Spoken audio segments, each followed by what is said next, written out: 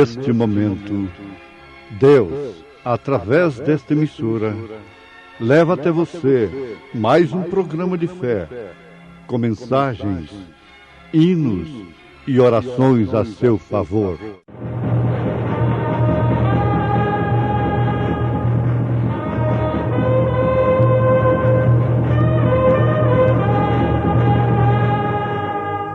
Fé para vencer. Somente crer, somente crer, tudo é possível, somente crer. E Jesus respondendo disse: Ó geração incrédula e perversa, até quando estarei ainda convosco e vos sofrerei? Traze-me cá o teu filho. Deixa o Salvador te ajudar.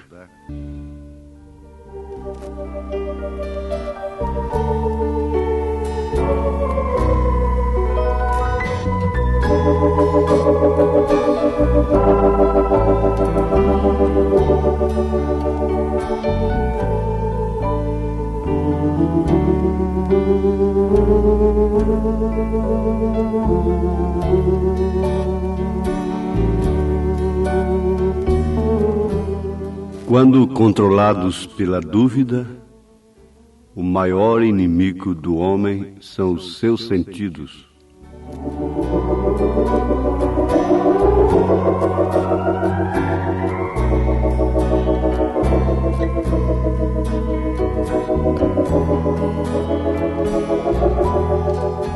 Um certo homem clamou a Jesus dentre a multidão para que olhasse para seu filho,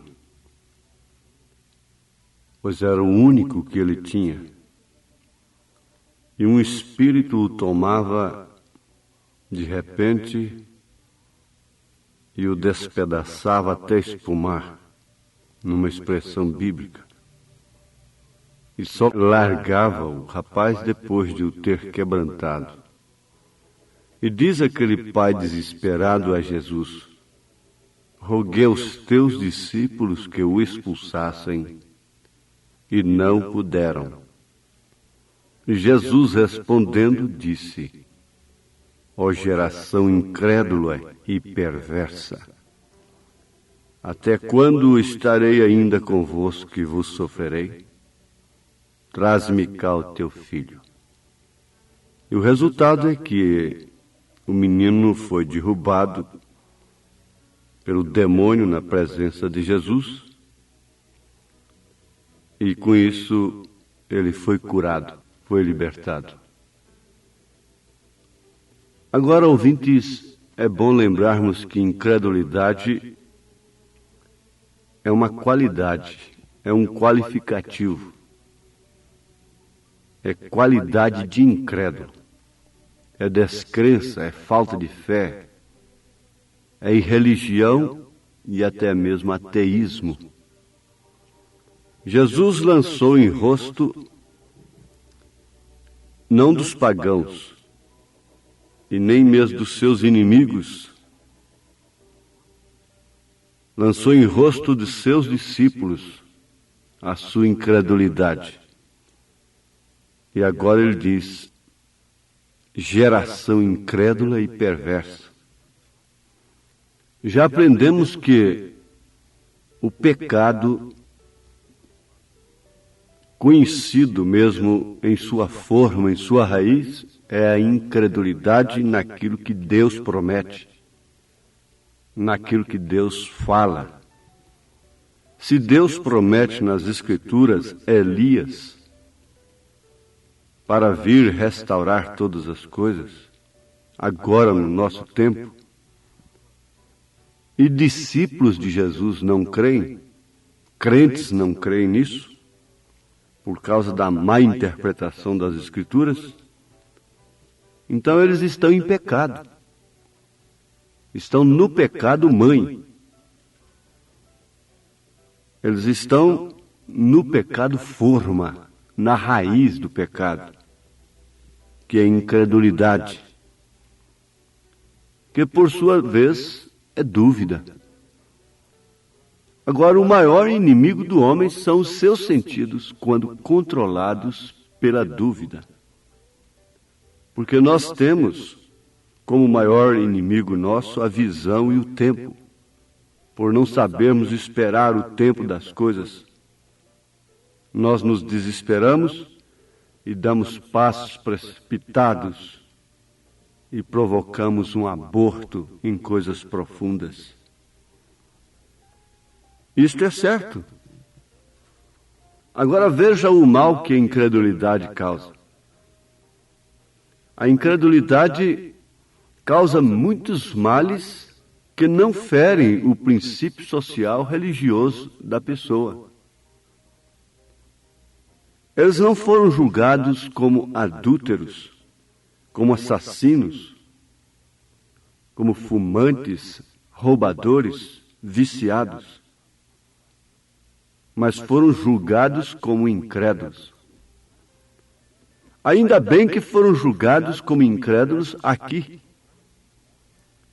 E o próprio Senhor Jesus sabia em que estado eles estavam vivendo, em que fase eles estavam vivendo. E aí a gente pode encontrar 3 etapas, 3 fases da vida cristã.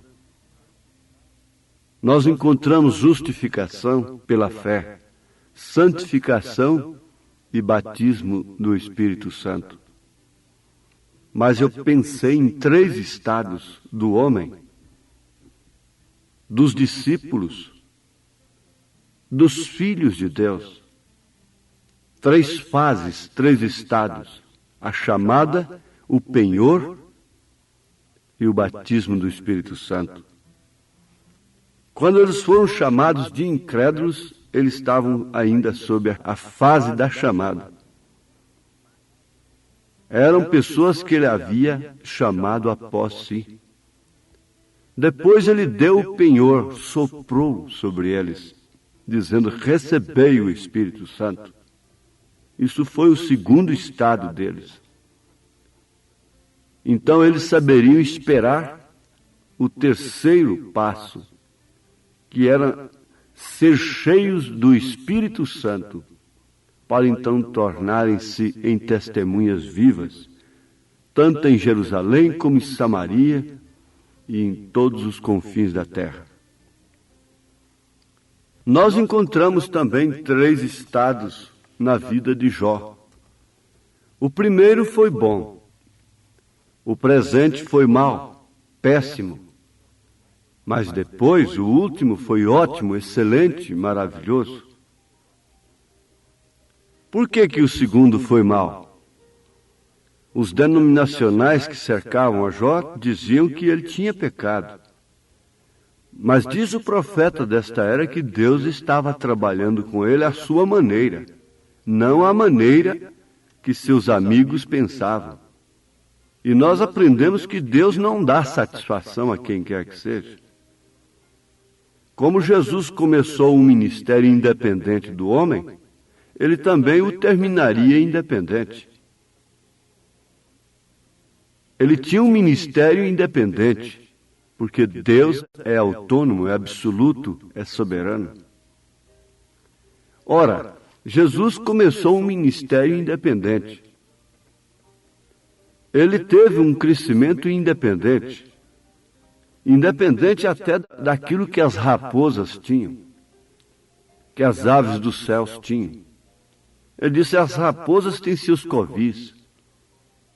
Uma delas era Herodes, a maior autoridade política de então, lá sobre os judeus. Aquela raposa tinha covil. As aves dos céus têm os seus ninhos.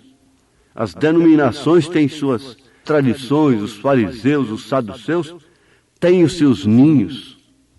Mas eu não tenho aonde reclinar a cabeça. É certo que eu tenho um trono. Aqui, eu moro no coração de uma Maria Madalena. Eu moro no coração de um pescador. Mas eu não tenho nenhum hotel em Belém para nascer. Tem uma manjedoura apenas. Ora, isso é independência. Esse homem mendigo, esse homem que vive dormindo debaixo de viadutos, ele é o homem mais independente que existe no mundo. E quanto mais coisa tem, mais dependente delas você é. Isto é certo. Agora, Jesus tinha um ministério independente. Nasceu independente, cresceu independente e morreu e ressuscitou independente de qualquer credo, dogma e mesmo até de amigos dele. Assim aconteceu com Jó.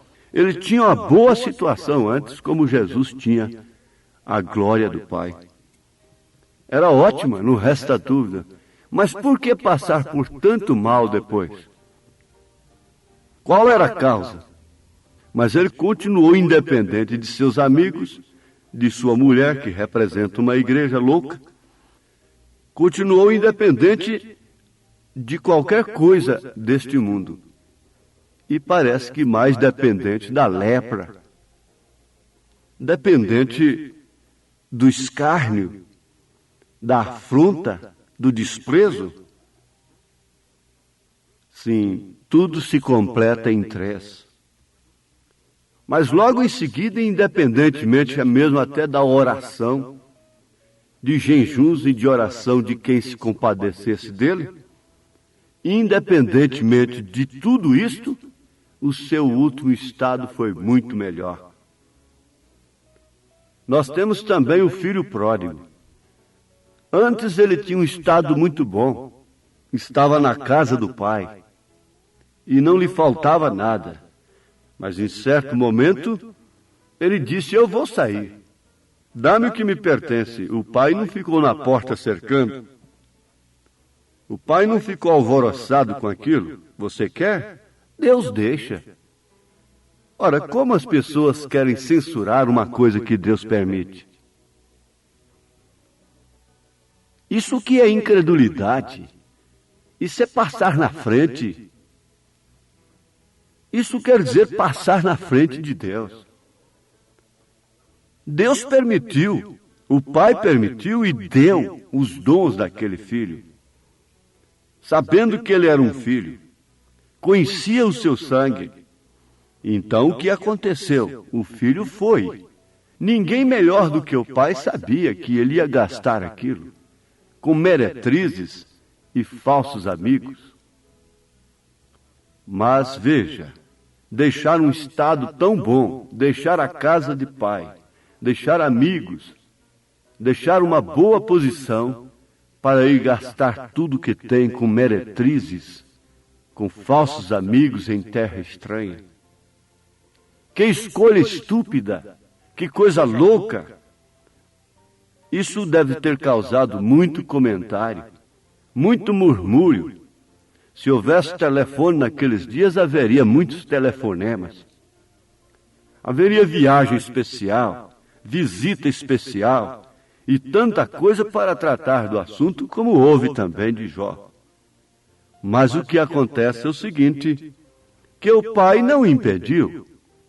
Ele que tinha a coisa, ele que era o dono de tudo, mesmo ficou acomodado, ficou descansado, e ele não ficou com alvoroço. Deus mesmo não está incomodando com certos alvoroços que nós fazemos, quando vemos determinados problemas na vida de filhos, de filhas, de mulher, de marido.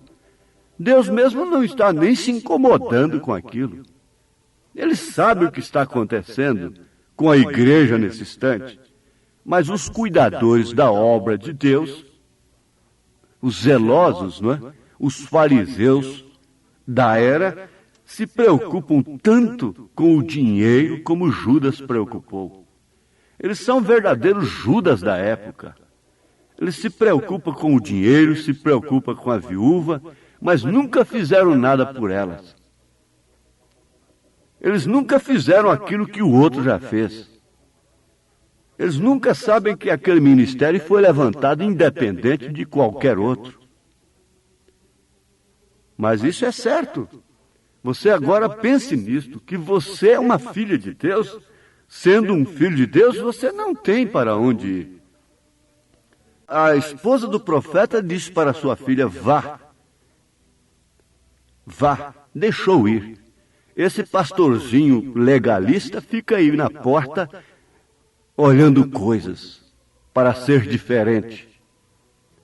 Mas Deus disse para o filho, vá. E o profeta disse para a filha dele, vá.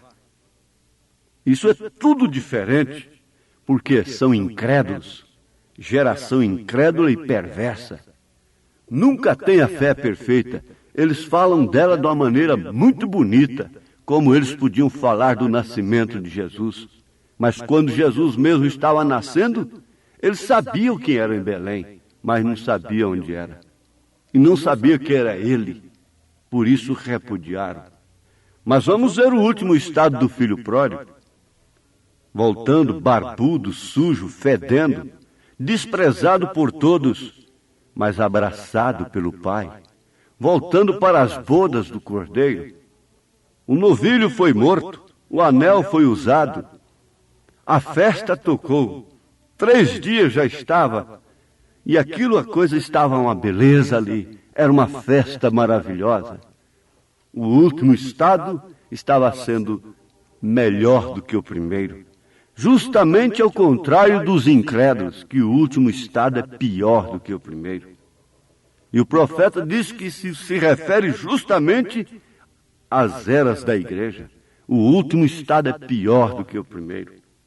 No sentido, quando se refere aos filhos de Deus, o último estado é melhor do que o primeiro. Mas em que estado estamos vivendo? Em que fase estamos vivendo? Em que fase está vivendo aquela pessoa a quem você está julgando? Em que fase está vivendo você? Talvez você está desanimada, desanimado, mas quem sabe já está perto de você se levantar? Levantar-me-ei em fé, em poder, e vamos para a festa. Ora, quando vagava perdido, vivendo na perdição, podia haver alegria? Não. Mas hoje, porém, já não choro mais. Um cristão que diz que não chora mais está mentindo. Isso só pode se tratar das bodas do Cordeiro, da festa do Pai para com seus filhos. Antes, bom, presente, mal. Depois, ótimo, excelente, primoroso, maravilhoso. Até nas bodas do Cordeiro nós vamos chorar. Mas ele virá com seu manto enxugar as lágrimas. Você sentirá no seu rosto o seu manto enxugando as suas lágrimas, dizendo, não chores mais. Desde então não haverá mais lágrimas. Nunca mais, porque não haverá motivo. Tudo é céu, tudo é glória. Este é o último estado. Antes, bom. No presente, mal. Mas depois, glorioso, primoroso, maravilhoso. Está mal agora? Tenha fé, tenha ânimo, tenha coragem, levanta-te. Crê no poder de Deus. E Ele te abençoa através da fé, não através da incredulidade. Não deixe a dúvida dominar os seus sentidos, porque assim ele se torna a maior arma do inimigo. Mas deixe a fé dominá-los e você será um verdadeiro cristão. Em nome de Jesus Cristo, receba esta bênção da fé. Amém.